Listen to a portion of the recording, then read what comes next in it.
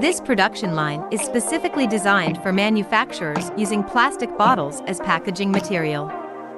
The machine operates through 16 sequential stations, with the main unit driving the mold of a 16-station turntable. The process involves bottle loading by the mechanical arm, inspection, automatic filling, automatic capping, cap inspection, automatic cap tightening, and finally, automatic ejection of the finished product. AT is widely used in daily chemical, beverage, cosmetics industries.